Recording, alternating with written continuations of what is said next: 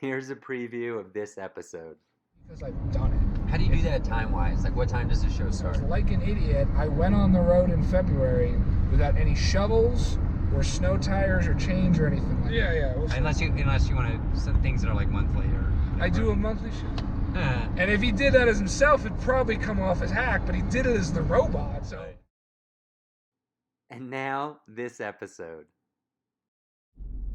Hey guys, Mark Masters, Harrison Garcia here. Hey. We're currently in Castle Rock, which is south of Denver, and we just grabbed some food real quick.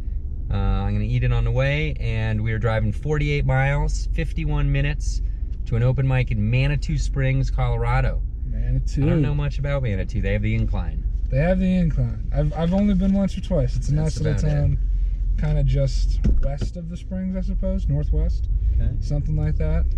But yeah, man, this is cool. I like it. We got it. Thanks for having me on the show. Your set is nice. Yeah. It's clean. Yeah. We got a nighttime film in here, so we got the lights on. Hopefully you can see us. So tell me about this mic. I mean, you. So I don't. It is a relatively new mic. I think it's only been going for maybe a month or two, but from everything I have seen on the Facebooks, they get some good crowds, and so I've heard good things. Okay. Ben Verbeck runs it, and he's been a guy I've known down in the Springs for a while. Ben runs the Dab Lounge, which is a super cool place that is a legal smoking bar that also does showcases. They've done mics. I mean, they've been in a couple different locations, and for just the nature of what they do, have had some trouble with the police and whatnot, but they are open again, and I did a show there a few weeks ago, and it was pretty good. But I've done shows down there in the past that have been just incredible. So I like Ben, and yeah, man, I have high hopes for this mic. So I think this will be good. There should be some people down there. The Springs is always interesting, right? Like, have you done the Springs a lot? Just Loonies. That's the only place I've been for a mic, but great community down there. Yeah, it's cool, man. They definitely got a nice little scene down there. Like, it's great. I mean, I think we're very spoiled because, like, Denver's obviously great.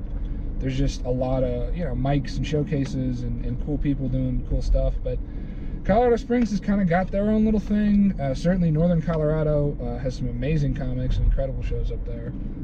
So yeah, I think we get the benefit of a lot of different kind of pockets happening, not too far from where we are.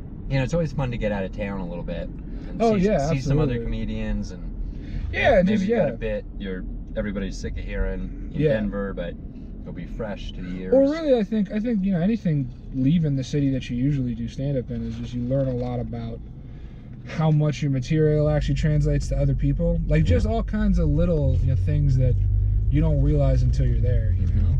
And I think that's good. I mean, when people say road-tested material, like, it's stuff that you've done in front of different crowds. It's not just one perspective that's going to get everyone. It should work for everybody, ideally, but there's a lot of different people out there. For sure. Yeah, my favorite example of that is I was in Canada. I did a joke where the punchline was HBO. Sure. They don't have HBO in Canada. There you go. It's called Crave. Learned that one the hard way. Crave up there? Yeah. Interesting. There you go. Little fun fact. Wild. Yeah. I did I was in New York City. I was doing a show, I think in Manhattan. It might have been Brooklyn, but it doesn't really matter. It was a DUI joke, more or less. And I did, it's a joke where I start talking about how I went to an escape room while blackout drunk, and the punchline is basically that they told me that I could solve this escape room if I called a friend and have them bail me out. And usually people laugh there, and the tag usually is, anyone else go to an escape room and then have to pay $9,000 to have a breathalyzer in your car. And usually both of those lines get pretty good responses.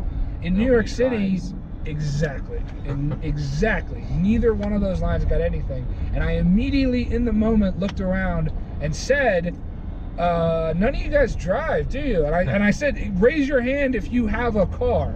Nobody. And I was like, you guys are living that subway life. You don't know. And so I pulled the nose back up with just that. And I think what was funny about it was just my in real time realization of what was happening. And really, that's stand-up, man. I think the thing that delineates stand-up comedy from a more traditional theater performance, call it one-man show or whatever, is exactly that moment where you realize that something is not going according to plan, and then you adjust. And I think it's the adjustment that is really what makes it what it is.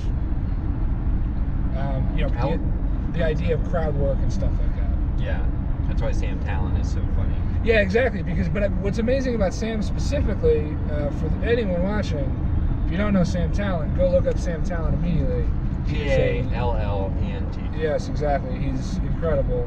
But I've seen him, the very first weekend I did at Looney's down in Colorado Springs. We did 5 shows at Looney's and then another show at the Dab Lounge. And that show at the Dab Lounge was one of the best shows I've ever done. It's a couple years ago at their old location, which was great. People were very close, and everyone was just excited to see Sam. So I got to feature on that Dab Lounge show, and it was amazing. People were so great, and what was great watching Sam do 6 sets, headlining in a weekend, was I watched him in some cases do the same material, but different ways.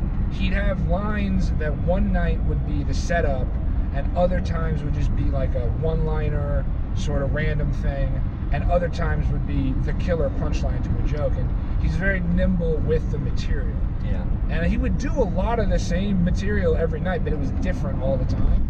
And I think that definitely opened some possibilities to me. They're like, oh, you don't have to write a bit and set it in stone. Right. It could be moved around and changed and extended or whatever, depending on what you need to do. And that's the craft of it, right? Being able to do that. Yeah. How long have you been doing stand-up? I started doing stand-up in the spring of 2015. So about 4.5-ish years now. Wow. That's Yeah. amazing. Yeah, it's not bad, man. I mean, in my first... In Denver you started? It was in Denver. I'm going to eat this chicken Okay. right into the camera. It's going to look great. I didn't look at it, by the way. It's That's very good. good. I started in Denver. I've lived in Denver for about 12 years now. And I moved out here to go to music school. I went to school at CU Denver. And I've been a musician my whole life. So the way I got into stand-up was I was working with some guys who were just friends of mine. We worked at a dispensary together a few years ago. I guess about 5 or 6 years ago now. And at the time I was playing bass in a funk band called Sandy Colfax. Little Denver reference, little old school baseball reference together. So I was playing bass in Sandy Colfax, and I was working with these guys who are in an improv group, which still exists, called the Black Actors Guild. If anyone knows Danny Ramos. Danny Ramos. Yeah. I met Danny Ramos, and I told Danny Ramos for fucking years to call into Comedy Works and get it going, because he was always so funny. And these guys were guys that went to the Denver School of the Arts, Performing Arts High School in Denver. So they had roots, man. They were selling out Monday nights at the Crossroads Theater a couple of years ago, several years ago, because they just have people who know who they are and like them, and they've been doing improv together since high school. So there was a period of time where they would do a Tuesday night improv show, and then we're doing periodic stand-up showcases. They would all just sort of try their hand at stand-up, and sometimes the shows would have, some music or other things. But so they asked me, hey, does your band want to be our house band? Which sounded like fun. Uh-huh. So we, played this sort of roots Jimmy Fallon thing, playing people off and on, which I still enjoy doing. And at the time... You still do it? I'm going to do it, actually, for the first time in a while, in a couple weeks, at a show where I'm just going to do it by myself on acoustic guitar, playing people off and on, and I'm going to start the show with some music. Nice. It's Korey David's new show at the Arvada Tavern, I think is what it's called. It's in Arvada. Cool. It's going to be fun. But anyway, so I was doing that, and I was playing bass, and the kids that were doing stand-up were okay, and that was sort of my thought. I was like, some of these guys are good, some of them aren't. That looks like fun, though. I should try it. And I went to the Syntax open mic maybe about a week or two later. Okay. and that was about 4.5, 5 years ago now. Wow. Yeah, and so How'd that first mic go? it's terrible, so bad. You go up late? I don't even remember, man. I went with a good buddy of mine named Alex Finati, who I still co-host my monthly show at Jagged Mountain with. He had actually, I talked him into doing stand-up for the first time on that show where I was playing in the house band. That was his first time. I just told these guys, hey, I got a buddy. You should, let him do a little time, not knowing what the hell I was doing, and they were cool about it. So then the next week, he and I went to Syntax. And if I remember correctly, we both had been drinking, because I know I was nervous, I know he was, since it was only really his second time, really. So I remember just being, pretty drunk. And I remember, the only thing I remember about the first set was I had written some things down, but not written them out. I had just written, because I didn't know, I just didn't know. And I remember pretty quickly sitting down on the stool. And I remember as soon as I sat down on the stool thinking, well, this is definitely not going well. But stuck with it. And we go, I look up on 5280 Comedy, open mics like everyone else. And I remember, this was, again, years ago, so, there were a couple ones that don't exist anymore. Zach Maas and John Wilkins used to run a mic at Common Grounds Coffee Shop at 6 o'clock. It was like a sort of free-for-all sort of coffee shop that had a stage with instruments all over it. And they do a show at 6 o'clock, and then I remember we would go do that one and then go do Syntax after. And I did that for a while. There was an open mic at Goosetown on Mondays. Oh, that's Goosetown old school. Taverns yeah, on Tap. I've heard stories of that. Yeah, man, that was one of probably the first mics I went to very regularly. I would go, every week for as long as I could. And yeah, definitely always would bomb, man. I was always bad. The Denver Bike Cafe, back when it was actually in the coffee shop part, before they had a separate bar. Always loved that one. If you could, here's a question for you. Yeah. If you could time travel back before that first Syntax mic and give yourself some kind of message Don't do that would it. change the trajectory. Don't Oh, do really? it. No, I'm kidding. I'm joking. I did not. Hilarious. Yeah. No, I would tell myself probably to start recording sets earlier and actually thinking about the craft of it earlier. I feel like the first really year, maybe if I'm being honest, probably 2 years of stand-up, I was very not disciplined about it. Not that I'm hyper disciplined about it now, but I was much less conscious of how to structure things. And of course that's something you learn. Yeah. But if I could go back in time, I would tell myself to start thinking about it a little more, I guess, seriously, for lack of a better word, quicker, because I would have gotten that much better. Specifically around the idea of making punchlines actually hit. Because I feel like as soon as I figured out as soon as I started thinking that way and figuring out that things actually need to have a punch every so often, I feel like I started to get a lot more traction performing. When I started, I was much more just sort of yelly and all over the place, and I wasn't really thinking about how I was presenting myself. So that's what I think I would tell myself. Okay. Because it took several people, everyone from my girlfriend to other friends to other comics that I met, older comics, who would tell me that when I started, I was very much like a lot of new comics. I was just a dude that would yell a lot in place of actually having a hard punchline. And I remember someone saying to me, dude, what are you doing with the Bill Hicks screaming act? And I remember him saying, your material isn't like that at all. Your jokes are just whatever that you're trying to do. He's but then you're just screaming. And I remember the advice they gave me was, at the time I didn't wear my glasses that much. Okay. And he told me, he was hey man, you're just standing here right now talking to me. You got to get on stage and talk the way you talk. If you have to wear your glasses and a sweater or something to just chill out up there, Be do yourself. but be yourself. Yeah. So I maybe I was ranting a lot there, and the advice I would tell myself is be more yourself. Don't be the idea of like the comic in your head. Because I think the comic in my head was this big, whatever, like brash personality. But you can't, unless you are so naturally like gifted, and some people do start that way. But for most people, you're not going to start that way. You have to grow into it. Yeah. You have to grow into it. Huh. So 5 years. So what was Denver different back then for comedy? Almost 5 years ago? Yes and no. I mean, I think there were just less people doing stand-up than there are now. Oh, that sounds like a dream. Yeah, but there were also a lot of shows, you know. So within, and I think because there were or were not. There were less shows to do. Less shows. There were less open showcases. mics. There were less showcases. You know, there were just less. Yeah, of course there were less people, but there was just less stage time, really. And it was still good, I think, you know. But if you think about it, like the last couple of years, there have been so many newer venues that have opened, you know. Yeah.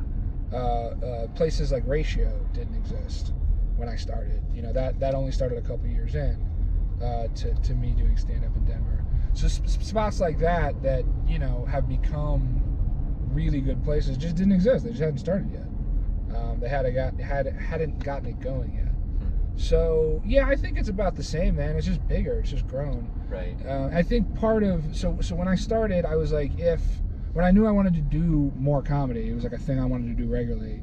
I really knew that I wanted to host my own show.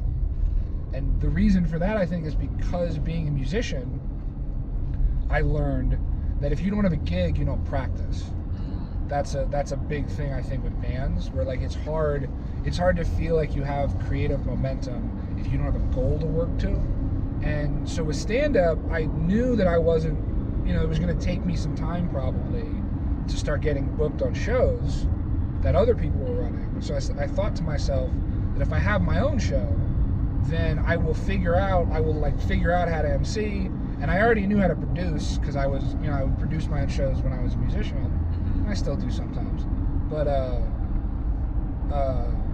I knew that I wanted that. So within the first year doing stand-up, I just serendipitously found a place that was interested. How did that talk to me about? How did you start that show? Because that show is very popular now. Like it's man, thank you. It's been going pretty well. I've been doing a monthly show at Jagged Brewing in downtown Denver for it's 3.5 years. Amazing. It'll be 4 years in January. Yeah, it's crazy to me that it's been going this long.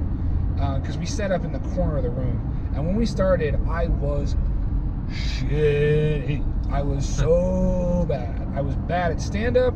I was bad at hosting. Again, I did a lot of yelling, a lot of just loudness, especially in that room because it's a show where we just set up in the corner of the tap room. It's not like there's a separate space with a stage or whatever. I show up, we put a rug down. I now put some lights around the stage area, you know, just to give it some whatever.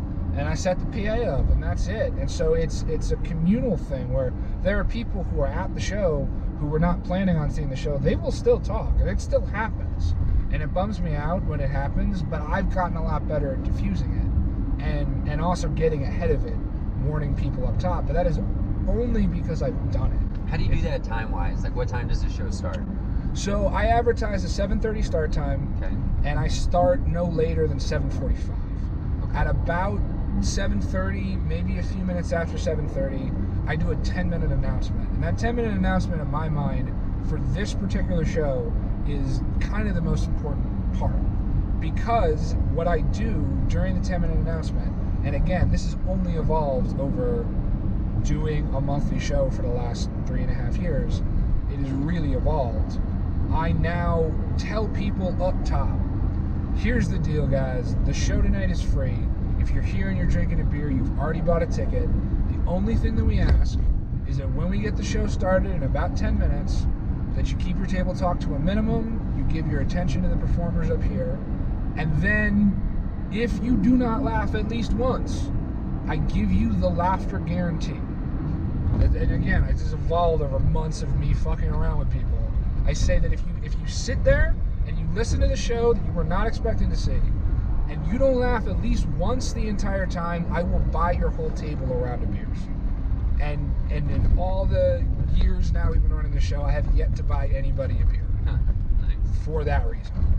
Because that's how confident we are that we're going to have a good show. So please hang out. You got 10 minutes to grab another beer, whatever. You know, free show starts soon.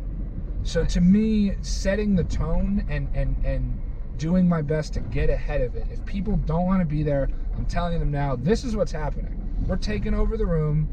If you want to be here, that's great.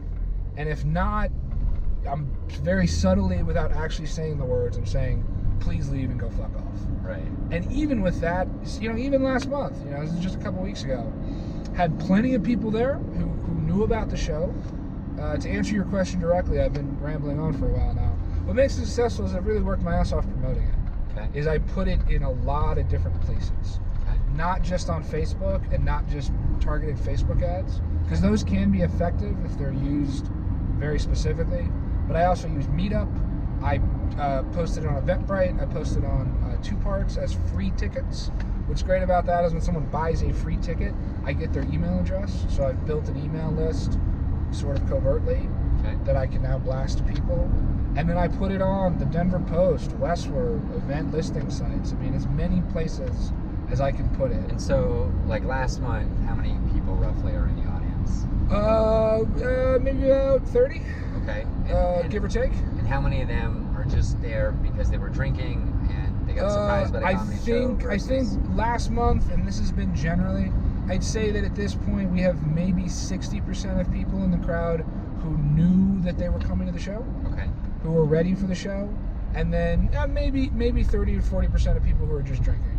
Okay. And those people can sometimes be awesome. They are a lot of the times the best crowd because they weren't expecting it. And again, I'll say to people, hey, hang out, watch a little, you got nothing to lose. And I've watched people stay during my MC set, the first couple comic set, and buy another beer, and then buy another beer after that. And that's the whole point. That's why the bar has us there. Right. You know, we're keeping the butts in the seats, and that's all they care about. And because I have consistently month after month filled it, and I've kept the general running costs fairly low. I think that's what's been successful. I'm at a point with Jagged Mountain where I don't really because of how I book it. I usually book a couple openers and then a headliner, and I usually don't pay the headliner as much as other shows are now paying headliners. Okay. So I often ask for a little less time, and I also I typically am, working with either more local headliners. I don't usually like to go after the big national people that come through. Right. With Jagged Mountain specifically. Okay.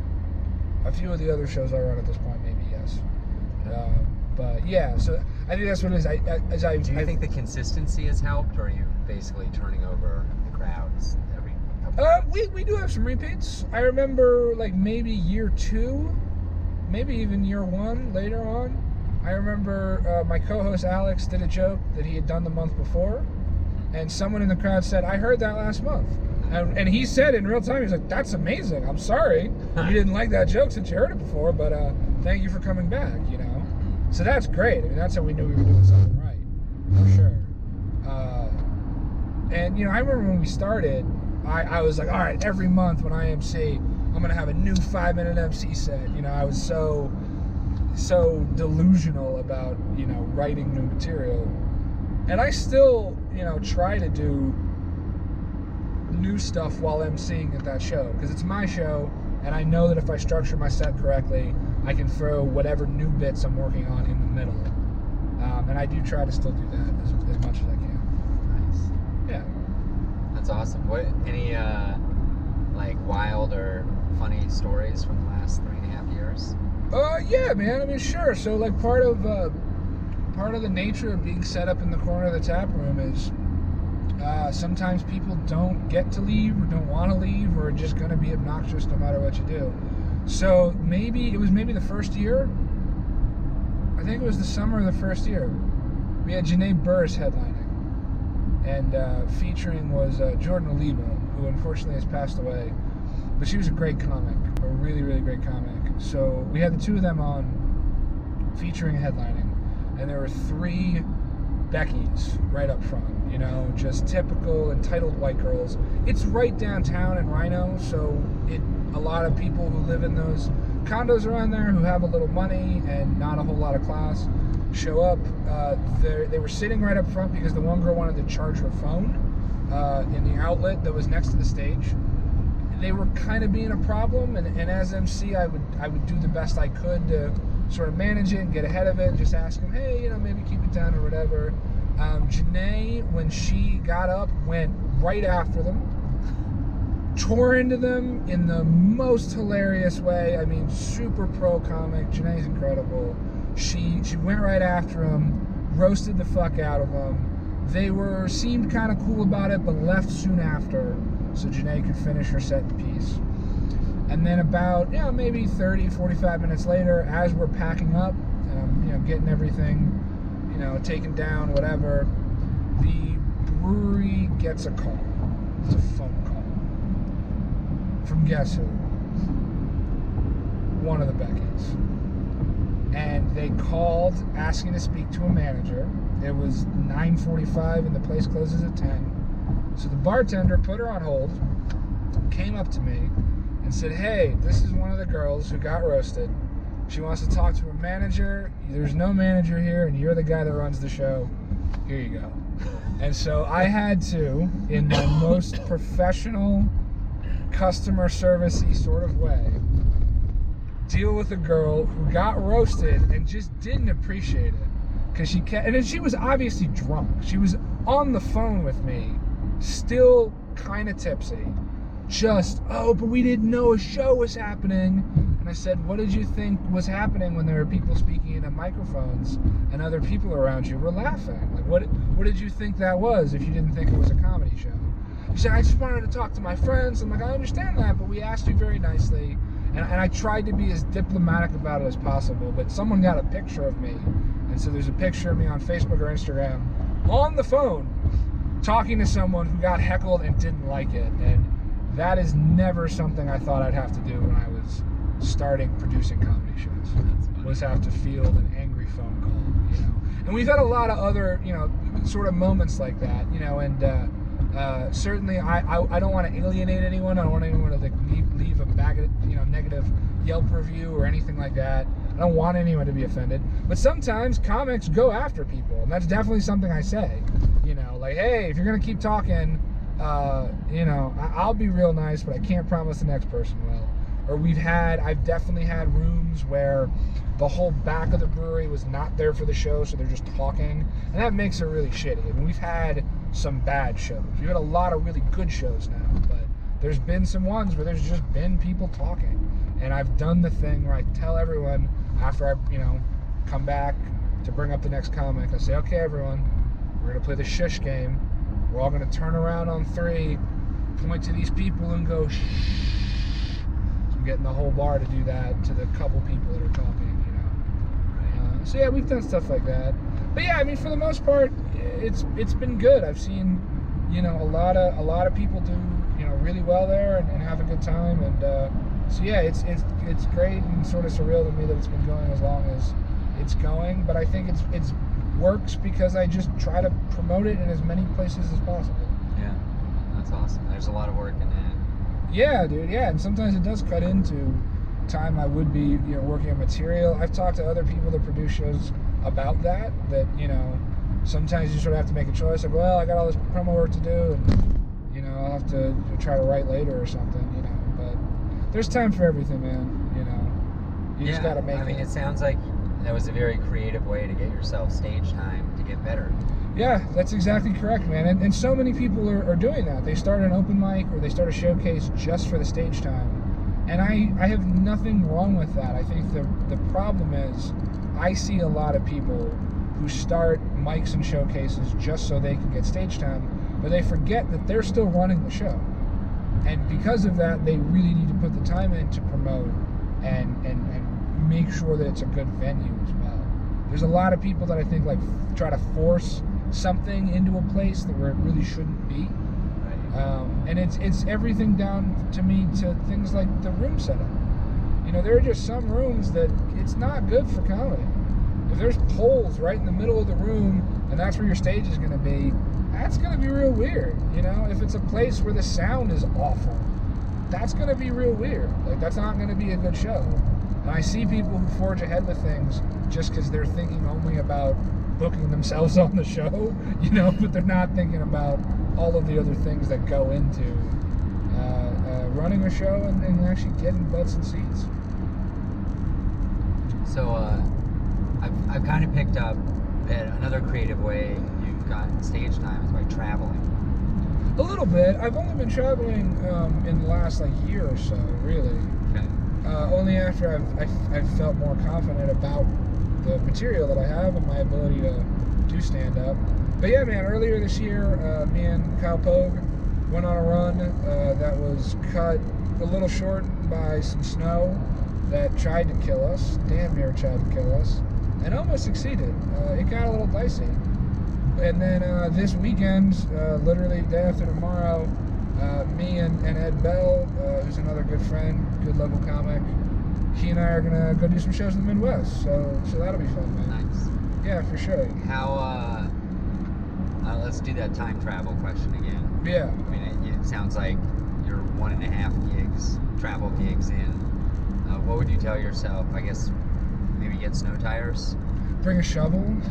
So the story is me and Kyle were doing a run in February of this year in the Northwest. Our route was we were going to go from Colorado to Bozeman, Montana. That show was great. It was awesome. The next night we had our anchor gig in Yakima, Washington, which is about 4 or 5 hours east of Portland. Anchor Oregon. gig. That's a new term for me. Is that basically like where you're getting paid? Big money gig. Okay. Big money gig. So yeah, the anchor gig just being Kyle got that date first, and it was the big money show. It was a show on a Saturday night. There's a great room in Yakima, Washington called Bill's Place, run by an awesome dude named Doug, who's just the salt of the earth. And they were going to pay us quite a decent amount of money to feature in a headline on a Saturday night. Oh no, foreshadowing. Yeah. You didn't get it. Well, yeah. So driving from Bozeman to Yakima was about an 8-9 hour drive. We left early in the morning, and the whole time there, people kept texting Kyle in Yakima saying, "Hey, snow's real bad. You guys sure you're gonna make it?" And we both agreed we're gonna do it, dude. We're not turning back. And it was snowing lightly for a lot of the drive. Somewhere around the northernmost tip of Idaho, I got a flat tire, but we got that taken care of, no problem. Pulled off, went to a Big O, they hooked it up, they were great. Patched my tire at no cost, which was amazing. We were back on the road, 45 minutes delayed, no big deal. We're about 2 hours-ish, give or take, from Yakima, and it started to snow pretty badly. Really pretty badly. Starting to get kind of sketchy. I remember Kyle and I were listening to not my favorite murder, but one of those murdery podcasts. Okay. And I remember turning it off because it was starting to get a little intense, right? We get to the final on-ramp to the final highway we have to take to Yakima, and there's a cop car parked in front of the on-ramp. Oh no. And the cop says, "Sorry fellas, you're not making it to Yakima tonight. Highway's closed. We have 18-wheelers that are crashed on the highway. It's not happening. Turn back, get a motel. I don't know what to tell you, sorry." So we're pissed. Yeah. Driving back from that spot to the bumblefuck little town where we were gonna just get a motel, my GPS, which kind of told us there was maybe an alternate route that we tried to explore for about 2 minutes.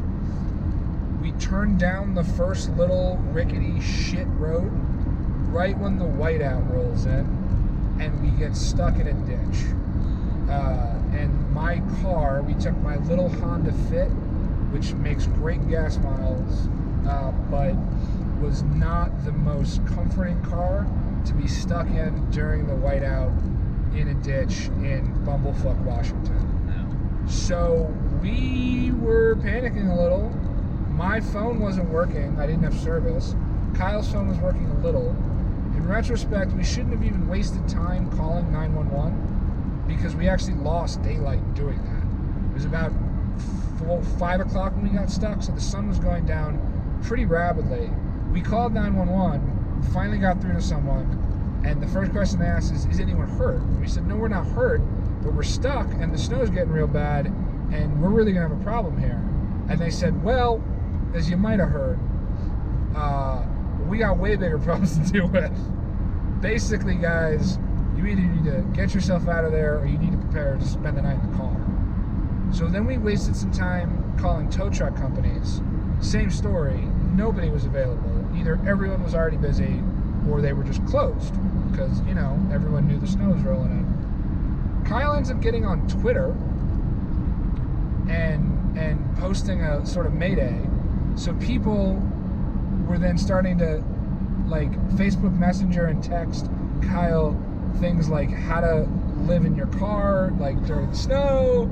And then he had done some shows with Mishka Shubaly and a little bit with Doug Stanhope. So then Stanhope sees it and tweets it to his people. So some of his fans, who call themselves the Killer Termites, actually did end up reaching out to us, which was incredible. Huh. But during that whole time, we basically made a decision. He and I were both like, let's try to not spend the fucking night in this car. Like, we took an inventory, we had some food, we had maybe half a tank of gas, but we couldn't leave the car on all night, obviously. So we sort of get out of the car as it's just snowing. And Kyle's like, I sort of think we might be in a dip. And so he sort of runs out ahead for a while. And I sort of lose track of him. And then he comes back and he's like, all right, listen, I'm pretty sure we're just in a dip in the road. I think that if we can dig the front tires out and push, we can get back to the flat part, which is maybe 50-ish yards ahead of us. So what we ended up doing, because like an idiot, I went on the road in February without any shovels or snow tires or chains or anything like that. We did not have a shovel, so we took turns by hand digging the front wheels of the car out 3 or 4 feet at a time. Then whoever would dig would get behind the car and push while the other guy floored it. We'd go a couple feet, get back in the car and warm up for a second, and switch, and do that again. And we did that for however the fuck long it took, until we got my little Honda Fit back up to the flat part of the road, and then drove and spent the night at a motel in Othello, Washington, after having almost had to spend the night in the car. So the anchor gig is actually the gig that We tries had to to drown you and kill you. Yes. Now, because they are awesome, they told us that the next day, you know, Sunday, that if we wanted to come on Sunday, they couldn't pay us the same money, it not being a Saturday, but that they would do a like 6 p.m. happy hour Sunday show, let us play for tips. They said, hey, we'll feed you, we'll still put you up in the condo, because it's the kind of place that just has a condo on site. Okay. We were supposed to do 2 shows in Portland, Oregon, which is only about 4 or 5 hours from Yakima. One of the shows had already canceled on account of snow. Portland is not a city set up for snow, apparently. Okay. So it's, one of the shows had already canceled. The other one we were only doing opening spots on and weren't really getting paid at all. So it didn't seem worth it to us to drive all the way to Portland just for that gig. So as much as I hate canceling shows, we had to cancel that one so that we could do the pickup, rescheduled date in Yakima on Sunday. Oh, nice. The MC who they had booked couldn't do it. So what was cool is Kyle actually, as the headliner, got up first, told the story I just told you, which was just funny to everyone because they're new. Right. Everyone who was there mostly had bought tickets the night before because this little room in Yakima, this bar where the owner just kind of wheels out a stage and a mic, they fucking love comedy, man. The owner loved it. He watched us the whole time like a hawk, just loving it. But then clearly, if he didn't like a joke, we would know. You know, very, very on it. Had these people trained to laugh and be into comedy. It was incredible. It still ended up being a great show. We still made okay, really pretty good money. Had a great time just hanging out at the condo. Unfortunately, had to cancel Portland, which was really sucked because my girlfriend ended up coming out there. She flew out to Portland and was going to meet us there. She had been spending the weekend there. Didn't make it there. We did make it on Monday to do Liquid in Boise, Idaho. Oh, cool. Which is a proper club there. Yeah. Ruled, fucking awesome. First time featuring at a club, so that was cool. And then the next night, we were supposed to wrap up in Twin Falls, Idaho. Twin Falls canceled on us because they basically just forgot. We showed up, and the owner was like, yeah, we forgot. Oh, jeez. Still, I managed... One trip, so many lessons. Well, and then it was not over. Because on the way home, we were about 4 hours east of Fort Collins, where Kyle lives, where I was going to drop him off. About 4 hours east of home, after the trip we'd already had, and the highway was shut down. I-70 was once again shut down due to snow, so we had to spend an extra night in a Motel 6 in Rock Springs, Wyoming. And then the next morning, because everyone we asked, they're like, oh yeah, they never close the highway for more than 12 hours. You'll be able to leave in the morning. And we were both supposed to be back at our day jobs this day. We both had to call just to explain what happened. Luckily, they were understanding. The next morning, we woke up expecting the highway to be open. It was still not open. So we had to find the one road out of Wyoming to Colorado, which was a local road. That was a one-lane dirt road for about 50 miles. The only people passing us on the other side were straight-up trucks and people hauling, horses and shit. And then right when we saw a sign that says, "Welcome to Colorado," immediately after that, there's a sign that says, "Pavement ends." So the state of Colorado just didn't even decide to pave their part of this road. So the rest of it was a dirt road. And then that led us to small road, ended up coming back through fucking Steamboat Springs. Oh my God. As it was also snowing like crazy. And then about an hour outside of Fort Collins was when my brakes really started squeaking. And I had to replace my brakes when I got back home pretty much immediately. So yeah, man, that was a brutal initiation. And you're going out again tomorrow? I'm going out again on Thursday. Tomorrow, it's supposed to be 70 degrees in Denver. Yeah, Thursday morning, it's supposed to be snowy and 30 degrees. So if I get caught again, I am probably going to quit comedy.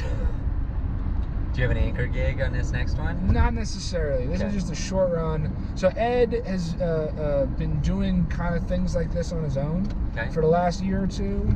Just doing quick trips, 3 or 4 shows, 8 or 9 hours away, abouts.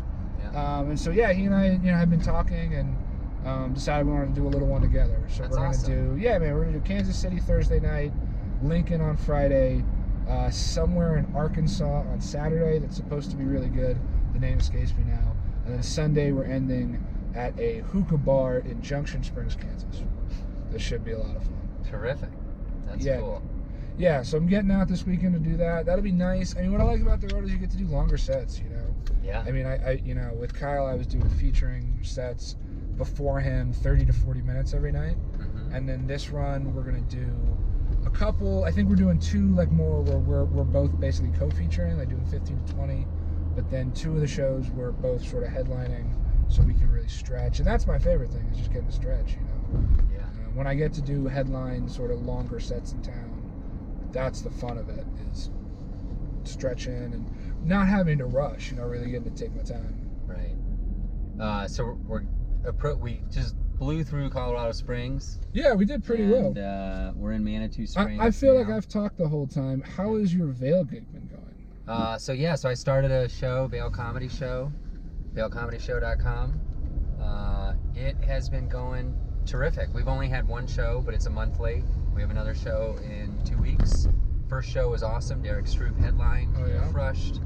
We had Callan Reese and Andy Hamilton and who am I forgetting? Pat Truer from Chicago. Oh, cool. Awesome show. 55 people in the audience. It was packed. It was like, it couldn't have gone better. We got a huge article in the newspaper up there. And in these small mountain towns, the newspapers are like, people actually read them. Yeah. And the day of the show, in the event thing, what to do today, there was a huge picture of Derek Stroop. It took up like a third of the newspaper page. So it was great, and everybody had it. Like I walked around and talked to everybody afterwards, and everybody had a good time. So it was also like for me, it was a little bit of a disaster. Like I was not prepared to do material, time people, run the light. I decided to do music between the comedians. Yeah, that was the worst thing. That never works. The music, it didn't work that time. I have a new system for this new October show that is going to be killer. I'm really excited about it. We did that for Jagged Mountain for the first couple months where we would do like walk-on, but it just doesn't matter. Because if it's a small room, if it's not a big stage, they're not going to spend that long really. So then I would be standing it's pretty there. Short. I feel like it helps keep the energy up. Oh no, I agree. Do you have like a wireless thing or something that's a little better? That's what I did. Yeah. I had like an old phone that I was doing a Bluetooth thing. The phone ran out of space in the middle of the show, but I didn't realize that for a while, and so like the songs would like start to play, or they'd be delayed a little bit, or they would glitch. It was just, it was silly, and like nobody cared because they were laughing their asses off. Right. But I was like furious at myself. I was like, this isn't perfect. I'm not. Of course. You know, I was pretty down on myself. Of course, that's how you get better, right? We got it. I thought we did really well with the tips. I was super excited about that, and yeah, it was fun. It was a great experience for me. Cool. I didn't realize how difficult the opening spot is. Like, not only was it still daylight, and people are still kind of filtering in, yes, of course. And it's a cold crowd, but also I'm not, me and an hour later is Derek Stroop. Like, there's no comparison. Like, he is just. Well, yes, but that is. So, how much have you emceed before in the past? One other time. Right. Ever. So like I said, when I started, I was so bad at it because I didn't know. I just didn't know what I didn't know, and you learn a lot of things, I think, going. So how did you feel you did as far as just controlling the crowd up top? Like, were you able to get their attention? Yeah, and it helped that like a lot of the audience was there to see comedy. There were a whole bunch of people. The newspaper article talked about Pat from Chicago. A bunch of transplants from Chicago showed up because they just wanted to see a Chicago comedian. In Vail, or they were just in Vail or whatever. Exactly. That's killer, dude. That's really cool. Yeah, it was. It's very cool. So I don't think it was that hard. It wasn't like a super rowdy VFW lodge in Fargo or whatever, some oil rig town. Right. So it's but you felt like you weren't just getting a lot of laughs. Yeah, exactly. Right. Exactly. And even like, and I felt better about it by the time Callum got up, who I've seen absolutely crush in. By the way, a Colorado Springs comedian. Yeah. Absolutely crush at clubs, and even some showcases. It was still light out when he was going. Sure. We pushed the time back an hour, and it's getting darker, so that's not going to be a problem. But he just, it was. He had a harder go at it than I think he normally does. That made me feel that made me realize, oh shoot, it's difficult. Yeah, dude, absolutely, man. I think especially mixed brewery shows like that, because I did if it's the same room, I did it when it was Ed Bell's show. Yeah, same room. January, Vail I think, of Company. this year. Yeah. January of this year. Okay. Yeah, and he was only doing it quarterly, I believe. Okay. But I had a great time up there. Really, it was great. We moved the room. Like, I think you guys used to do it in the corner. We moved it to like it's the center and moved the couches and all That's cool. I think that's great. It worked out really well. That was Pat's idea from Chicago. So that's very cool, man. That's awesome. Yeah. And I think that as the MC, and especially the MC in a situation like that, where there's probably a lot of people that are there to see comedy, but just it being a brewery, there are probably a lot of people who weren't ready for that. Right. And so I think that as the MC, the most important thing, I mean, obviously you want to be funny and you want to get laughs as a comic, but also ultimately your job is actually not necessarily just to get laughs, but you really have to get the crowd to shut the hell up, and obviously getting them to laugh is part of that. But like I said, I often will spend just that 10-minute announcement time not telling jokes, but just kind of telling people what's going on. Right. Like what the deal is. And then during my MC set, certainly I do material and I do jokes, but I am more thinking about not how hard the punchline will land. You're setting the room up. But more like, okay, can I get these people to be quiet? More importantly, can I get them to listen? And then can I train them? So did you ever get to take the MC course that Deacon Gray used to teach? So for anyone that doesn't know, Deacon Gray used to run the Comedy Works' new talent and new faces program at the club. Unfortunately, passed away last year. He'd been battling cancer for a while, but great comic, good dude. And about once every 6 months or so, he would host he would put on a class. It was a workshop. You paid whatever you paid for it. And I think it was good supplemental income for him, for sure. But it was a class on how to MC. And he had notes. I'm happy to send you the notes. I scanned them so I can share them with people. And a lot of the notes were things like, train the audience. Don't just tell them, hey, everyone, make a bunch of noise. Put your hands together. And then put your hands together. Show them what to do. And then tell them to put your hands together. Give them a command. Don't say, hey, are you guys excited? Are we ready for our next? No. What if they say, no, we're not ready for our next comedian? Tell them, all right, everyone, let's get excited. Give them actionable things that they can actually do. Another good subtle thing is he said, when you start the show, hey, everyone, give it up for yourselves for being here. Give it up for the bar staff. You just gave them 2 commands in 20 seconds. So now you're subtly getting them to listen to you. And you're getting them to listen not just to jokes right now, I think it's right there, not just to jokes right now, but you're just getting them to listen to do what you tell them to do. So when you bring every other comic on and you say, put your hands together, make some noise, they actually will listen. Right. So subtle things like that, One of the other things about that class is he went through, I think it was the 5 types of hecklers, Okay. Most hecklers are not trying to ruin the show. Okay. And you should not go after them as if they are. I think comedy's gotten an unfortunate reputation that comedians like to light people up and really roast people. But most comedians that I work with, and you can tell me what you think, Mark, but most people just want to do their material. Most people don't really want to go after the crowd and have to go after the crowd. No. So people, when they heckle, in most cases, think they're helping or think that they're adding something to it. Or in some cases, there are people who aren't used to not being the center of attention. They don't know how to not yell shit out. Okay. You don't have to go after those people. You can diffuse them in a different way. Right. That isn't lighting them up, roasting them, whatever, Very few types of hecklers are actively trying to ruin the show. Right. I think.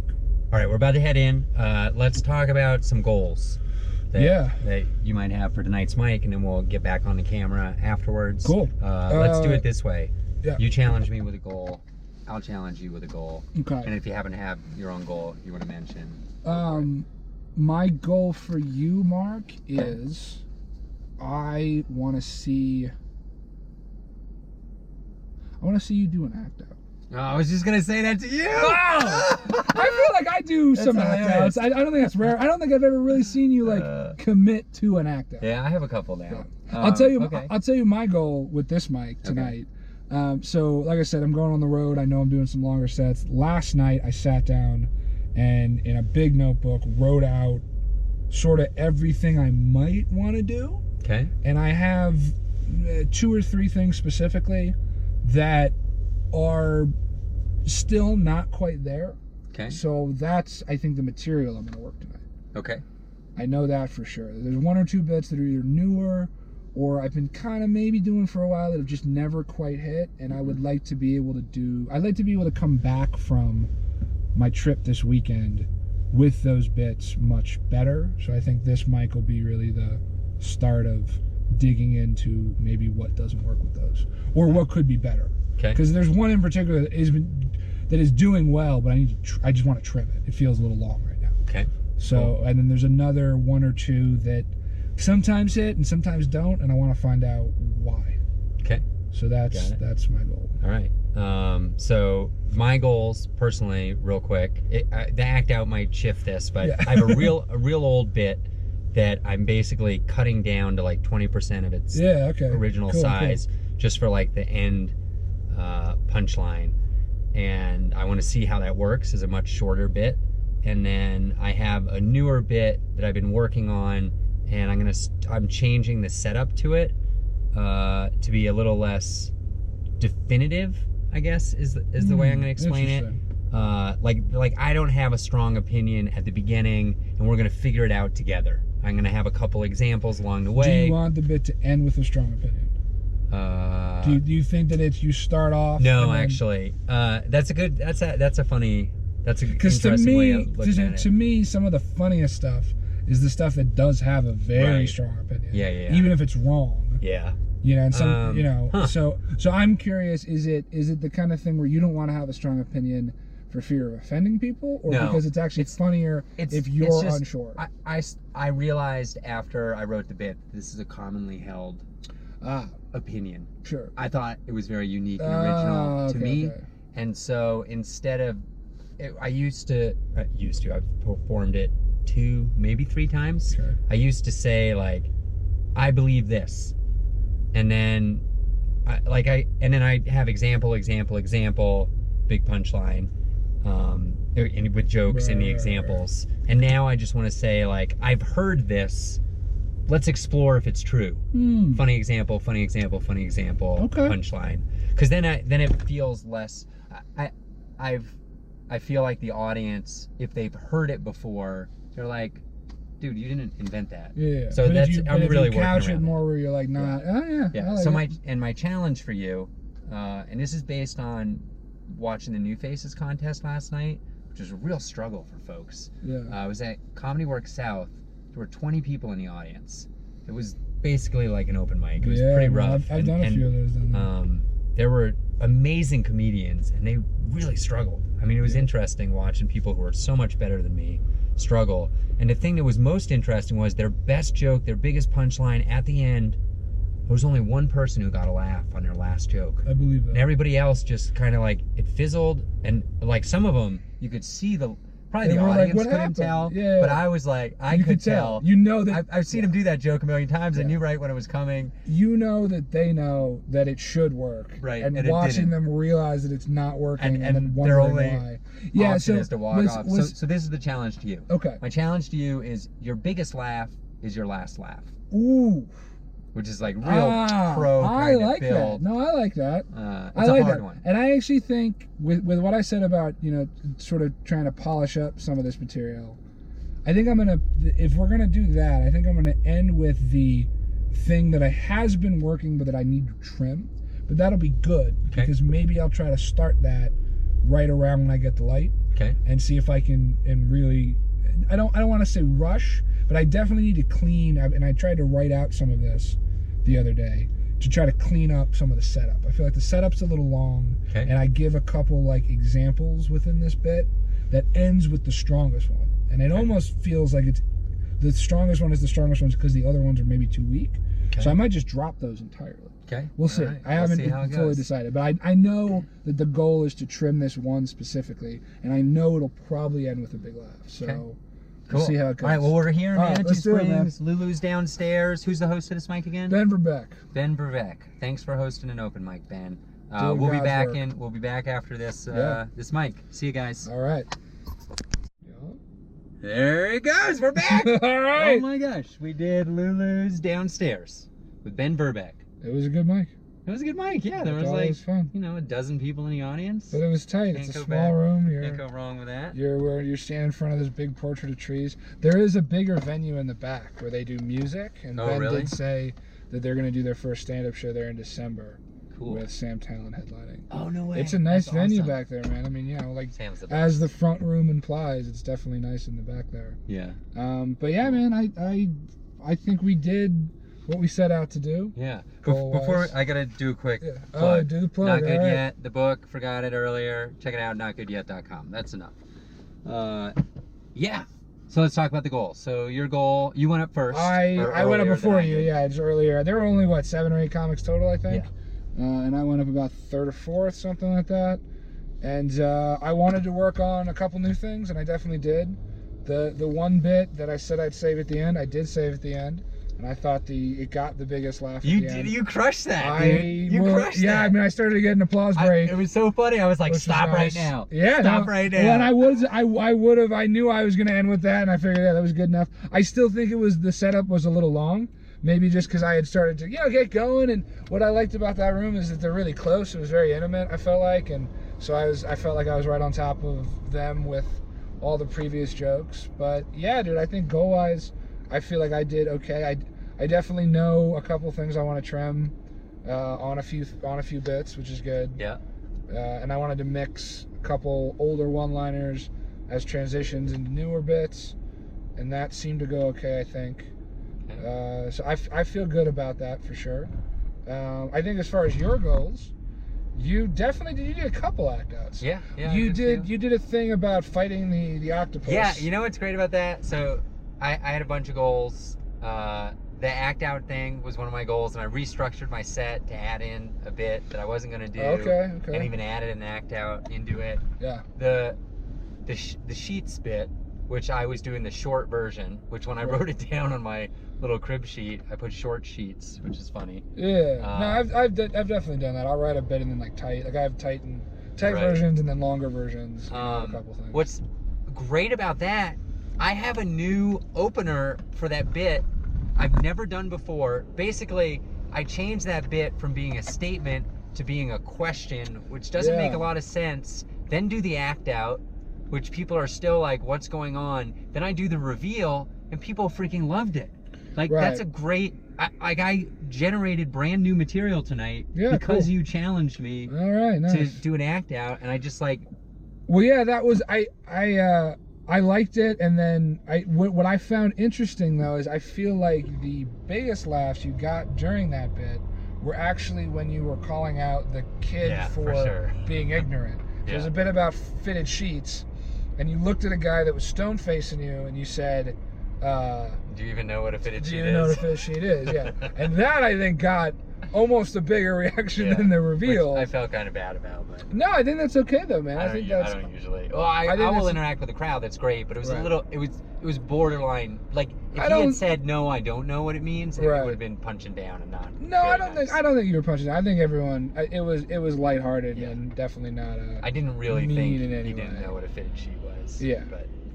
no, but I thought... But then my other act out, total disaster. So the other bit is... Yeah, so you have the Taco Bell The first act out I always do, and it always works, because I get that next laugh on the Yoda thing. Right. Which is great.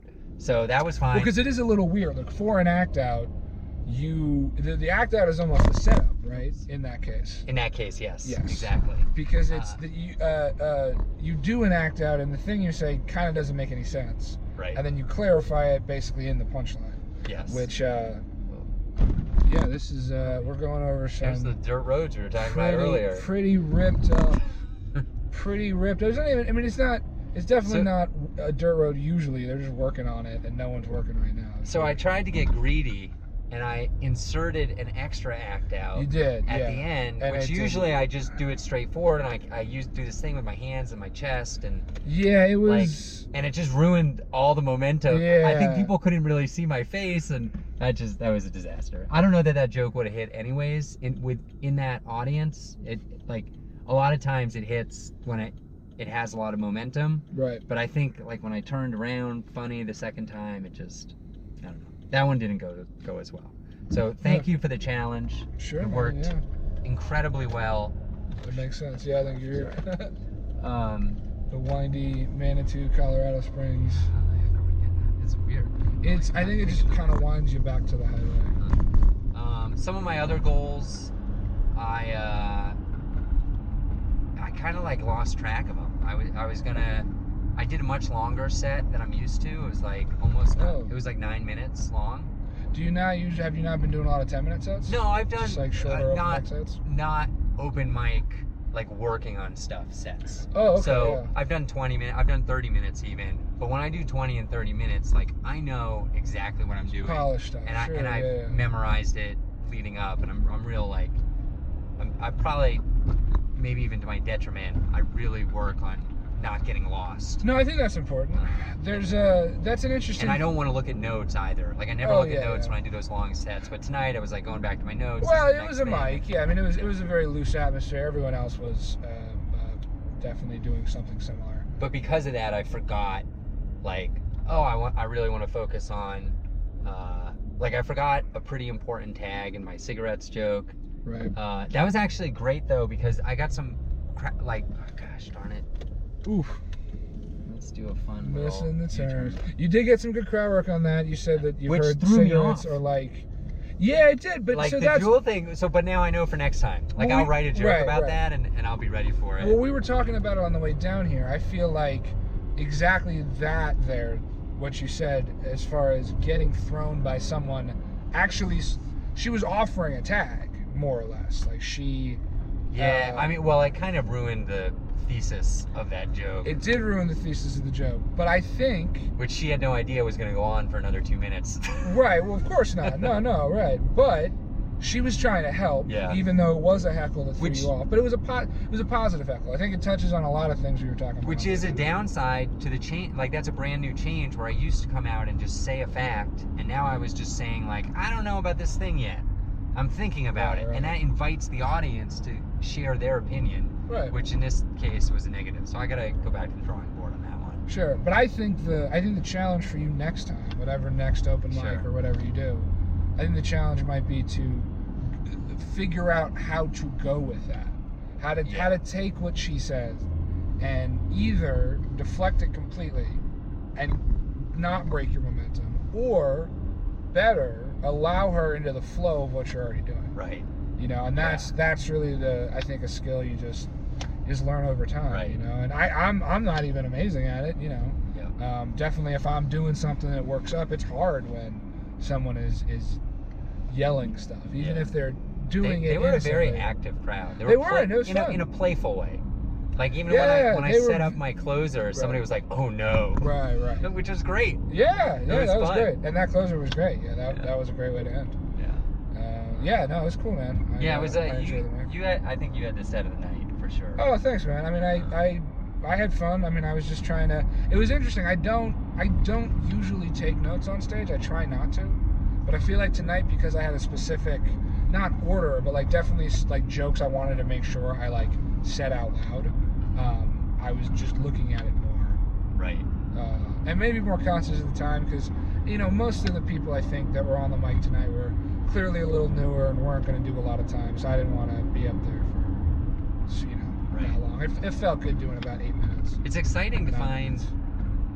To me, that's like finding a new machine at the gym. Sure, man. It's a different room. Like you could easily do 8 to 10 minutes there, and as long as you're not bombing the whole time. Like one guy got of lit new stuff, at like 8 minutes. But sometimes I write long stories, and there's nowhere to work them out. And yeah, it's tough. It's definitely tough in Denver when you're, if you're trying to do more story stuff, it's hard when you only have 3 minutes. So that's a perfect workout. It's a perfect way to do it. Again, I think the challenge there, if you're working it more in Denver where you only have 3 or 4 minutes, the challenge is do a version of the story that is only 3 or 4 minutes, and then get that version good, down tight, and then you can try to come here and work out a longer version, or have the spine of it, and then when you get to do longer sets, do the longer version of it when you can. Yeah. There's a quote, I think it's Bill Hicks, or it's a comic like that, and it was if you have a good act to fall back on, you can always stretch out and then fall back on the act. That's a very loose quote. I don't even know exactly who said it, but the idea is, if you have a solid foundation to whatever you're going to do, you can then do the longer version. If it doesn't work, you have a good next part that will work. Yeah. The other lesson I learned tonight, I added in that trail running thing at the last second, because it has like a pretty weak act out at the end, but it is kind of an act out. And it was a good reminder that, at least at my skill level, I can't do a joke I've done in a long time without practicing it a little bit. Because I need to watch the video, but I'm pretty sure when I watch the video, I'm going to see the wheels turning in my head, where I'm trying to remember the next tag and the next joke. I felt like I was delivering that one really slow, and it ruined some of the surprise of the act out at the end. And I just couldn't. At least I hit everything. I didn't forget anything in that bit, but it felt awkward to me. I don't know. Sometimes when I watch the video, I see that I was just being hard on myself, and the audience can't tell. But sometimes I watch it and I'm like, that was not the best telling. So yeah, that was anything else? Anything you got? You don't really need to pitch anything because who knows when this will come. Yeah. Unless you want to, some things that are like monthly or. Whatever. I do a monthly show at Jagged Mountain Brewing last Wednesday of the month. That's downtown, 20th and Lawrence. I have another monthly show that's usually second Saturdays at 14er Brewing that I run with Ed Bell and Michael Sadian. Are you doing that now with them? Yeah. So they did the very first one, and the plan was it was going to be just the two of them. And then they asked me on the very first show they did to bring my PA and if I wanted to do a set. And the show is ticketed, and it's also a room that like requires some setup. We have to move a lot of tables out of the way, set up a whole bunch of chairs, physical chairs, and then run the door. So they asked me on the first one if I just wanted to basically help with it and produce it. So now what we do is we rotate. One of us every month basically books it and then MCs. The other two guys, one of us does the opening set, and then one of us does an intermission set, which is an interesting thing. Because it's a ticketed show, and because it's all seated, and because it's at a decently big brewery, what we do is one of us basically takes a bullet in the middle of the show before we bring on the feature and headline. Okay. And what the MC says is, listen guys, your next comic is a producer on the show, you saw him at the door, he probably checked your ID. If you want to go and get beer, if you want to go to the food truck, if you want to go to the bathroom, this is the part of the show where we recommend you go do that. We won't be offended if you get it. Like if you go do it, go do what you need to do, and then come back and enjoy the feature and headliner. And about every month, usually about half the crowd will get up. But the other half doesn't. So it doesn't make sense to completely stop the show for the half of the people that are going to stay in the room. But I like it a lot. I actually think it's great. And then we challenge each other during that intermission set to try new stuff. Just do whatever. Right. And basically that set lasts, the last couple months we've been doing it, where it lasts until basically we feel like everyone's settled back, and then we bring on the feature and headliner. So that's been cool to do with those guys. We do a lot of things kind of by committee like that. Nice. Which great. has been fun. Teamwork. Yeah, and then I do a show every now and then at Dry Dock Brewing, which is coming up. Dry Dock Brewing in Aurora on Saturday, the 25th or 26th of October, I think. So get in your time machine. Yeah. Go tell Harrison at his open mic. You're banking his these? very You're first, banking yeah. these? Okay. His very first open mic. What was your advice again? Be more structured. Well, and don't yell as much. Take it a little more seriously and be more yourself and don't yell as much. Yeah. So tell Harrison that, and then go to that show. And then go to the show a few years later. Yes. Because you have a DeLorean and you can just zip back and forth. This will go once he gets his Netflix special. This episode will be viral. We're actually gonna tack this on to the end of it. Yes. It's gonna play like after the credits. B-roll during the credits. Exactly. Let's see. We got some battery left. The battery might die. Okay. I want to try something brand new. If this cuts out, apologies. All right. We'll call this working out a bit. Okay. So I have an idea for a bit. This is kind of like a puzzle. Like I want to try. Do a writer's room sort of. Yeah. You get the dissection. idea. All right. So here you need to know 3 things, and then basically I'll ask you, is there anything funny in there? Okay. All right. The first thing is this idea that divorce is something that makes the economy stronger. And the reason I say that, you take your average 9-year-old of divorced parents. Okay. They have 2 houses. All right. In Colorado, they have 2 different Patagonia jackets, 2 different iPads, 2 different everything. Right. And then, the married couple that had the Williams-Sonoma $42 spatula. Well, this reminds me of my marriage. I'm giving it to Goodwill, and now they're both going out and buying more spatulas. Basically, like divorce drives capitalism. Divorce helps capitalism. Okay. Posit number 1. Posit number 2. All right. Have you ever heard of the 7-year itch? Yes. Famous Marilyn Monroe movie. Yes. Basic ideas. After 7 years in marriage, I think it's gender biased, but it's like guys they start getting squirrely and maybe want to fool around or whatever. Okay. 3. Actually, I'm gonna make a couple more. Complex 3. bit you got coming in. Yeah. So which is why I need to work it out. 3.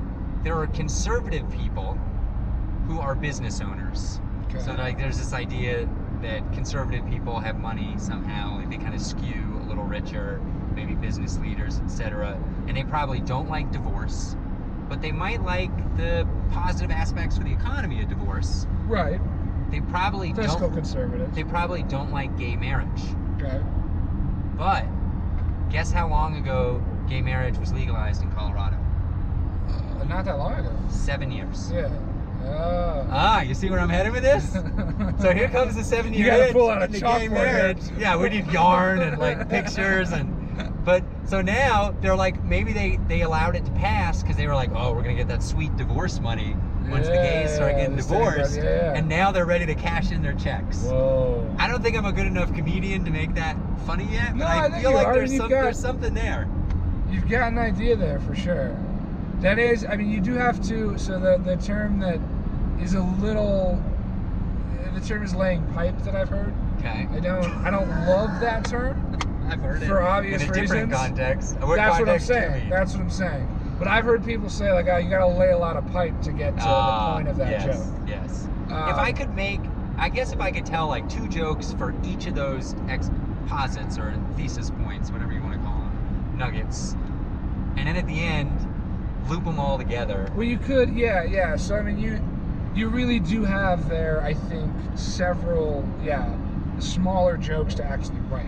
Because like what you just said, it would certainly be an incredibly long setup. You need all of those to be individual jokes, for sure. Right. You know, so like the first one, and then, so you have to tackle it one by one, right? So the first one would be like... it's easy. They're Colorado kids that are divorced. So they're Colorado kids that are divorced. They got 2 Subarus, 2 Patagonias, 2 snowboards, whatever. Just stupid. But I mean, something that would have to be funny. Yeah. Well, I mean, Colorado things, but maybe you can go more than that. Like, like today they've got 2 iPads, so they don't have to like carry them around. Now, of course, the deeper thing there is you're assuming these people are rich. You're only talking about rich Republicans, maybe. Well, middle class enough. Like maybe middle class kids don't have iPads, but they certainly have 2 backpacks, sure, or 2 like lunch boxes, or 2. I mean, there really is a lot of. I don't know that this is a fact, but the kids. I just feel like a lot of consumerism is driven by the high divorce rate with children. Divorce with children. Well, kids in general are very expensive, right? So you could almost double the expense. That's exactly it, right? So you're like, you could make the bit something like, I don't understand. I don't understand, but it's like, it must really be a drag, or it's some good way to get into if I ever get married, I'd never want to have kids because I'd be afraid of getting divorced, because kids are already expensive enough, and then getting a divorce with kids is sort of like doubling down. Yep. Like something like that. Yeah, that's good. Something. And then you'd have to take the next chunk and like sort of work out where the jokes are there. And you probably could get it to like a couple minute bit with just a lot of jokes that build, ideally. Right. Another angle would be to like personify this conservative rich person who hates these new age things. You could do that. And then, but then the twist at the end is he's really excited about the upcoming divorce rate, totally. Gay couples. You'd the problem with that is I feel like you need like a Mr. Burns character.